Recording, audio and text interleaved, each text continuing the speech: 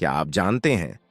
एक ऐसा व्रत है जिसे करने से सूनी गोद भी भर जाती है, जिसके पुण्य से पितर तृप्त होते हैं और भगवान स्वयं संतान का वरदान देते हैं।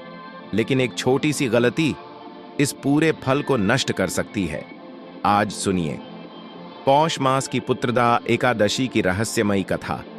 कल्पना कीजिए, एक ऐसा राजा जिसके पास धन है, वैभव है, महल है, सेना है, लेकिन फिर भी उसका हृदय हर दिन अंदर ही अंदर टूटता जा रहा है, क्योंकि उसके जीवन में एक ऐसी कमी है जिसे कोई भी संपत्ति पूरा नहीं कर सकती। संतान का अभाव। दिन बीतते गए, महीने गुजरते गए, लेकिन राजा की गोद सूनी ही रही। रात के सन्नाटे में जब पूरा राजमहल सो जाता, तब राजा अपनी रानी के साथ मौन होकर आकाश की ओर देखता और मन ही मन सोचता, क्या मेरे पितरों को कभी तृप्ति मिलेगी? क्या मेरे वंश का दीपक यहीं बुझ जाएगा? राजा का यह दुख केवल उसका नहीं था, उसके पितर भी उसके इस अभाव से व्याकुल थे। शास्त्र कहते हैं, जिस घर में पुत्र नहीं होता वहां पिंडदान अधूरा रह जाता है, आरण अधूरे रह जाते हैं। यही सोचकर राजा का हृदय और अधिक भारी हो गया।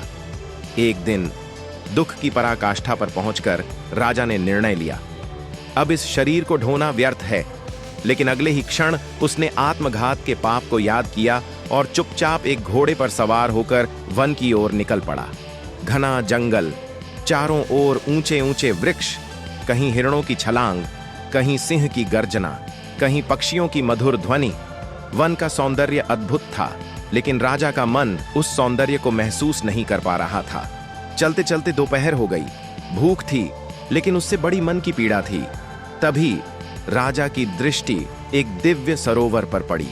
नील जल, कमल पुष्प और उसके तट पर तेजस्वी अर्षि मुनि ध्यान और पूजा में लीन। जैसे ही राजा ने उस स्थान में प्रवेश किया, उसका दायां नेत्र और दाहिनी भुजा फड़कने लगी। मन में एक अनजाना सा उत्साह जाग उठा। अर्षियों से संवाद। राजा ने घोड़े से उतरकर विनम्र भाव से सभी अर्षियों को प्रणाम किया। अर्षियों में से एक महात्मा बोले, राजन, तुम्हारा चेहरा दुख से क्यों भरा है? राजा ने हाथ जोड़कर कहा, हे मुनिवर, मैं एक अभागा राजा हूं। मेरे पास सब कुछ है, पर संतान नहीं। यह सुनकर ऋषियों के चेहरे पर करुणा फैल गई। तब उन्होंने कहा, राजन, आज का दिन साधारण नहीं है। आज पौष मास की पुत्रदा एकादशी है। यह व्रत न केवल पापों का नाश करता है, बल्कि संतान प्रदान करने वाला व्रत है। जो भी श्रद्धा और नियम से इस एकादशी का व्रत करता है, उसके जीवन की सूनी गोद निश्चय ही भरती है। राजा का हृदय आनंद से भर उठा। उसने उसी दिन नियम पूर्वक पुत्रदा एकादशी का व्रत किया। पूरी रात भगवान नारायण का स्मरण। दूसरे दिन द्वादशी को विधिवत पारण। आशियों के आशीर्वाद लेकर राजा महल लौट आया और फिर समय ने करवट ली।